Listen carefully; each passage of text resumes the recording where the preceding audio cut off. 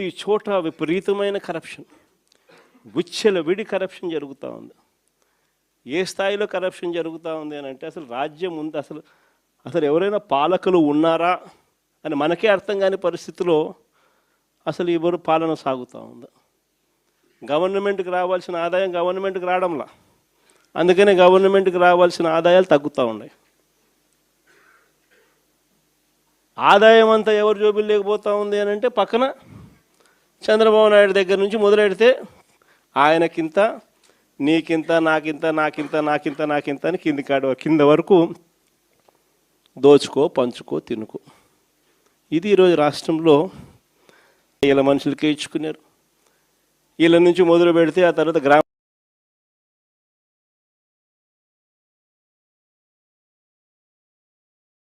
Party నాయకులకు, కార్యకర్తలకు, మీ అందరికీ కూడా మనస్ఫూర్తిగా పేరు పేరున నమస్కారాలు తెలియజేసుకుంటున్నాను. ఈరోజు మనమంతా కూడా దాదాపుగా 2 సంవత్సరాలు చంద్రబాబు నాయుడు గారు ప్రభుత్వం వచ్చి 2 సంవత్సరాలు అయిపోవస్తూ ఉంది. ఇక మరో 3 సంవత్సరాల్లో మాత్రమే మిగిలి ఉన్న పరిస్థితులు కనిపిస్తూ ఉన్నాయి. ఈ 2 సంవత్సరాలలో చంద్రబాబు నాయుడు గారి వల్ల ప్రజలకు కానీ,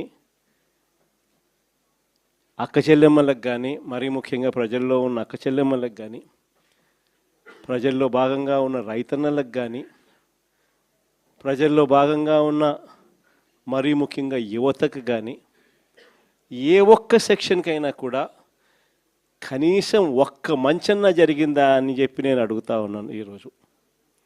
ఎందుకనంటే చంద్రబాబు నాయుడు గారు అధికారంలోకి వచ్చిన తర్వాత జరిగింది ఏమిటి అని చెప్పి ఒక్కసారి మనం వెనక్కి వెళ్ళి బేరీజు వేసుకుంటే జరిగింది ఏమిటి అని అంటే, ఇంతకుముందు మన ప్రభుత్వంలో ఉన్న పథకాలన్నీ కూడా రద్దయిపోయిన పరిస్థితి ఈరోజు కనిపిస్తూ ఉంది. ఇంతకుముందు ఒక మాట అంటే ఒక మాట మీద నిలబడే నాయకత్వం ఉండేది. ఒక మేనిఫెస్టో అంటే ఒక మేనిఫెస్టోలో చెప్పింది అది ఒక భగవద్గీతగా భావించి, ఒక బైబిల్గా భావించి, ఒక ఖురాన్గా భావించి చెప్పిన ప్రతి మాట కూడా ప్రజలకు మనం మాటిచ్చాం, ఖచ్చితంగా చేయాల్సిన ధర్మం మన మీద ఉంది అని చెప్పి భావించే ఒక నాయకత్వం ఉండేది. ఒక మాట, ఒక పాలకుడు నోట్లో నుంచి ఒక మాట వస్తే ఆ మాట ఖచ్చితంగా నిలబెట్టుకోవాలని తపన, తాపత్రయం పాలనలో కనిపించేది. అలాంటి మన పాలన నుంచి క్రమం తప్పకుండా ప్రతి నెల కోవిడ్ లాంటి సమస్యలు ఎన్ని ఎదురైనా కూడా ఏ రోజు కూడా మనం మన సమస్యలను చెప్పి ప్రజలకు ఇది ఎగరగొట్టాలని చెప్పి ఏ రోజు ఆలోచన జరగల మన ప్రభుత్వ హయాంలో. ప్రతి హామీని కూడా ప్రభుత్వంగా మనకున్న సమస్యల కన్నా కూడా ప్రజలకు చేయాల్సిన మంచి ఇంకా చాలా అవసరము, వాళ్ళకున్న సమస్యలు ప్రభుత్వం సమస్యల కన్నా చాలా ఇంకా ఎక్కువగా సమస్యలు పడేది వాళ్ళే అని చెప్పి భావించి ఎన్ని సమస్యలున్నా కూడా ముఖాన ఏ రోజు కూడా చిరునవ్వే తప్ప ఏ రోజు కూడా ఇది చెయ్యలేము అన్న మాట నోట్లో నుంచి ఏ రోజు రానిలేదు. చిక్కటి చిరునవ్వుతోనే ఎన్ని సమస్యలున్నా కూడా ప్రజలకు చెప్పిన ప్రతి మాట కూడా చేయగలిగాము అని చెప్పి కూడా ఈరోజు కూడా సగర్వంగా తలెత్తుకుని చెప్పుకునే ప్రభుత్వం మనది. కానీ చంద్రబాబు నాయుడు గారు వచ్చిన తర్వాత ఈ 2 ఏళ్లలో గమనించింది ఏమిటి అని అంటే, మన పథకాలన్నీ ఓవైపున రద్దు చేసేసినాడు, మరోవైపున ఆయన చెప్పిన సూపర్ 6లని, సూపర్ 7లని ఏదైతే ప్రజలకు మభ్యపెడుతూ మోసం చేస్తూ చెప్పినాడో అవన్నీ కూడా ఈరోజు అబద్ధాలుగా తేలిపోయి ఉన్న పరిస్థితులు ఈరోజు మన కళ్ళ ఎదుటే కనిపిస్తూ ఉన్నాయి. సూపర్ 6 అన్నాడు, సూపర్ 7 అన్నాడు. ఎన్నికలప్పుడు అయితే మామూలుగా మాట్లాడాల.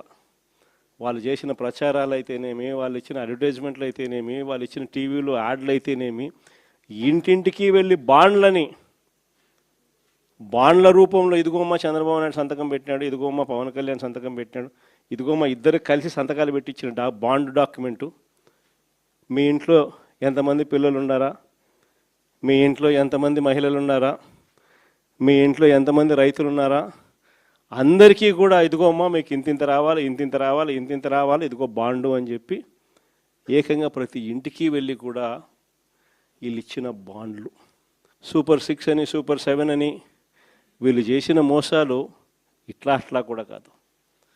నిజంగా కూడా మనం ఎవరం కూడా ఈ స్థాయిలో ఒక మనిషి అబద్ధాలు ఆడగలుగుతాడా, ఈ స్థాయిలో ఒక మనిషి మోసం చేయగలుగుతాడా అని ఎప్పుడు కూడా బహుశా ఊహకు కూడా అందవు. ఎందుకంటే మామూలుగా ఇట్లాంటి అబద్ధాలు ఇట్లాంటి మోసాలు ఎవరైనా చేస్తే 420 అని చెప్పి కేసు పెట్టి జైల్లో పెడతారు. కానీ ఒక్క చంద్రబాబు నాయుడు గారు ఆయన కూటమిలో మాత్రమే అలా కేసులు పెట్టించుకోకుండా బయట ఉండగలుగుతారు. మన కళ్ళ ఎదుటే కనిపిస్తూ ఉన్న వాస్తవమైన స్వరూపం ఈరోజు రాష్ట్రంలో ఇది. ప్రతి చోట విపరీతమైన కరప్షన్, విడి కరప్షన్ జరుగుతూ ఉంది. ఏ స్థాయిలో కరప్షన్ జరుగుతూ ఉంది అని అంటే అసలు రాజ్యం ఉంది, అసలు ఎవరైనా పాలకులు ఉన్నారా అని మనకే చూడల. మొట్టమొదటిసారిగా చూస్తూ ఉన్నాం. మద్యంలో మొత్తం ప్రైవేట్ షాపులంతా వీళ్ళ మనుషులే మాఫియా. ప్రైవేట్ షాపులన్నీ వీళ్ళ మనుషులే లాటరీ పద్ధతిలో అంతా వీళ్ళ మనుషులకే ఇచ్చుకున్నారు. వీళ్ళ నుంచి మొదలు పెడితే ఆ తర్వాత గ్రామ స్థాయిలోకి బెల్ట్ షాపులు పూర్తిగా విస్తరించినారు. ఆక్షన్ను వాడి మరి ఏ కార్యకర్తకి ఇవ్వాల వాళ్ళు ఆ కార్యకర్తలు వాళ్ళు కొట్టుకోకూడదు కాబట్టి మళ్ళీ ఆక్షన్లు మాడి మరి బెల్ట్ షాపులు ఇస్తూ ఉన్నారు. మళ్ళీ గ్రామాలలో బెల్ట్ షాపులు నడిపేదానికోసం మళ్ళీ పోలీసుల దగ్గర నుండి నడిపించే కార్యక్రమం. మందు షాప్ పక్కనే పర్మిట్ రూమ్. ఎంఆర్పి రేటుకి ఎవడు అమ్మడు.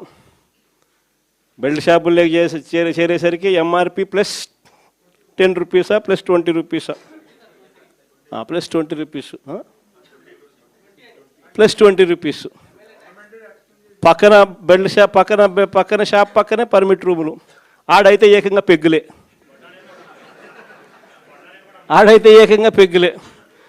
అంతటితో కూడా సరిపోదు అన్నట్టుగా ఏకంగా ప్రతి 4-5 బాటిళ్ళకు ఒక కల్తీ బాటలు.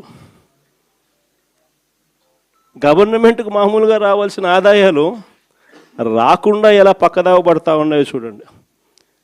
ఇసుకేమో మన హయాంలో సంవత్సరానికి 750 కోట్లు ఇసుకలో గవర్నమెంట్కి ఆదాయం వచ్చేది. 5 ఏళ్ళు కలిపి దాదాపుగా 3500 కోట్లు రాష్ట్ర ప్రభుత్వానికి ఆదాయం వచ్చేది ఇసుకలో.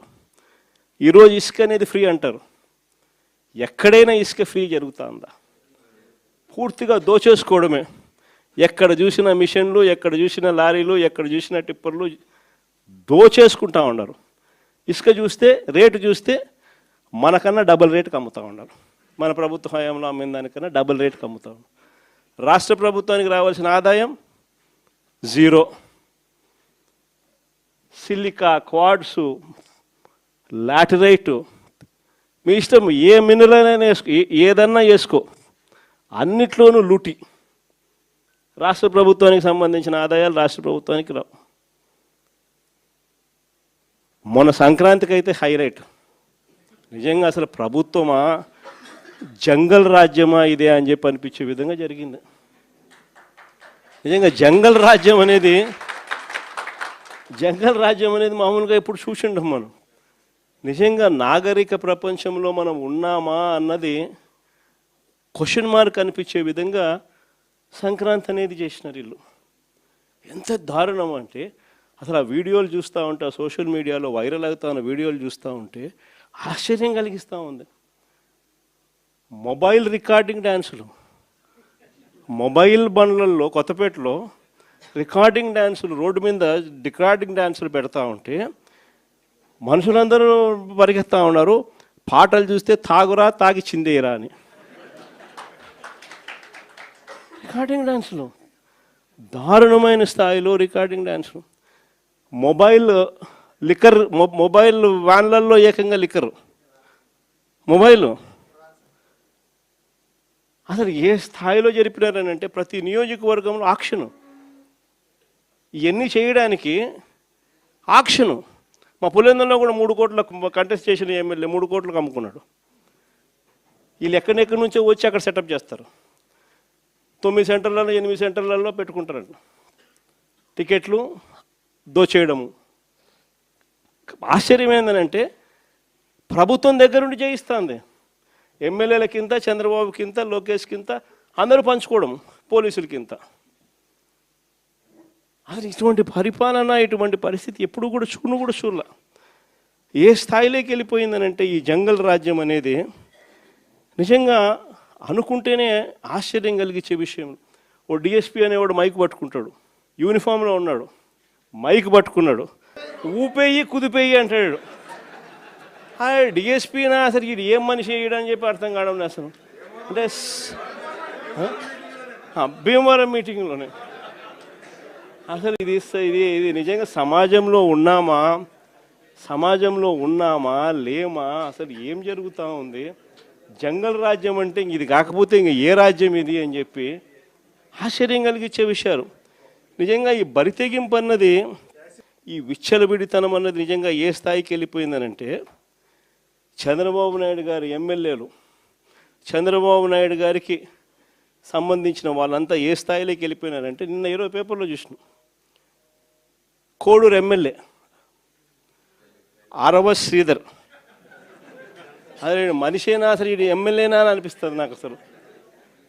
అసలు ఈ అరవ శ్రీధర్ అనేవాడు ప్రభుత్వ ఉద్యోగి అయిన ఒక అమ్మాయిని భయపెట్టి, బెదిరించి, రేపు చేసి, హెరాస్ చేసి, స్వయంగా ఆ అమ్మాయి తనకు జరిగిన అన్యాయాన్ని కూడా ఏకంగా సాక్ష్యాలు, ఆధారాలతో సహా బయట పెట్టింది. ఆముదాల వలస ఎమ్మెల్యే ఇంకోడు కూన రవికుమార్. ఈయన గారి వేధింపులు భరించలేక గవర్నమెంట్ స్కూల్ ప్రిన్సిపల్ ఆత్మహత్యా యత్నం చేసుకుంటే ఇప్పటి వరకు చర్యలు లేవు. సతివీడు ఎమ్మెల్యే కోనేటి ఆదిమూలం ఒక మహిళను బలాత్కారం చేసిన చివరికి ఆ అధికారిని ఉపయోగించి ఆ కేసునే క్లోజ్ చేయించుకుంటారు. అది ఎంత దారుణంగా జరుగుతుందనంటే ఇంకొకడు మంత్రి సంధ్యారాణి పిఏ ఇంకొకడు తనను లైంగికంగా వేధిస్తున్నాడని మరొక ప్రభుత్వ ఉద్యోగి అయిన మహిళ ఫిర్యాదు చేస్తే అతన్ని వదిలేసి ఫిర్యాదు చేసిన ఆయమను జైల్లో పెడతారు. ఆయమ మీద కేసు. ఇంకోడు గుంటూరు ఈస్ట్ ఎమ్మెల్యే నజీర్ ఇంకోడు. ఈ మనిషి అశ్లీల వీడియోలు కూడా ఆయనతో మాట్లాడుతున్నాడు, ఈడు అశ్లీల వీడియోలు చూస్తూ ఉన్నాడు, ఈడు అశ్లీలంగా చేస్తూ. అసలు వీళ్ళు ఎవడు అసలు ఏ ప్రపంచంలో ఉన్న. ఇంకోడు మంత్రి సుభాష్, వాసంశెట్టి సుభాష్ ఇంకొకడు. ఏకంగా అశ్లీల డ్యాన్సులు చేస్తూ ఏకంగా చిందులేస్తానంటారు. అశ్లీల డ్యాన్సులు చేస్తూ ఏకంగా స్టేజ్ ఎక్కి చిందులేస్తాడు మంత్రి. అసలు నాకు ఆశ్చర్యంగా ఉంది. అసలు జంగల్ రాజ్యం అని అంటే ఇంకా వేరే పేరు ఏమైనా ఉంటుందా ఈ ప్రభుత్వంలో జరుగుతూ ఉన్న పనులకు? అసలు ఈ స్టేజ్లోకి ఒక ప్రభుత్వం పోవడం ఏంది? దగ్గరుండి ఇట్లా టోళ్ళని తీసుకొని పోయి ఇన్సిడెంట్ జరిగితే భయము భక్తి లేకపోకుండా మరుసటి రోజు జైల్లో పెట్టాల్సిన వాళ్ళందరినీ జైలు అనేది ఎలా ఉంటుందో చూపించాల్సింది పోయి, ఇలాంటిది ఏదైనా చేయాలంటే బొల్లులో భయం అనేది ఎలా ఉంటుందో చూపించాల్సింది పోయి వీళ్ళందరినీ ప్రోత్సహించాడు ఎవడు? వీళ్ళందరినీ